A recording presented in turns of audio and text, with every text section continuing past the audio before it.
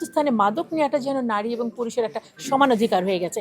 মাদক যদি খারাপ হয় সেটি পুরুষের জন্য খারাপ, সেটি নারীর জন্য খারাপ, মুসলিম অমুসলিম প্রত্যেকের জন্য খারাপ। সুতরাং এই জুলাই আন্দোলনের যে সফলতা, আজকের যে স্পিরিট, সম্মিলিত নারী প্রয়োগ সবসময় যে কোনো সমস্যায় তারা প্রতিবাদ করেছে। আজকে আমরা বলতে চাই আমাদের যেই যুব সমাজ আজকে যদি অবক্ষয়ের দিকে চলে যায়, আমরা নতুন বাংলাদেশের কোনো স্বপ্ন দেখতে পারবো না।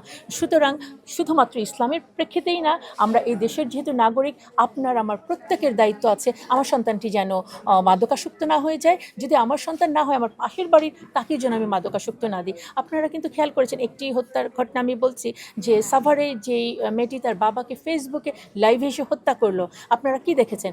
সে ছিল মাদকাসক্ত। শুধু তাই না, সে কিন্তু সমকামীও ছিল।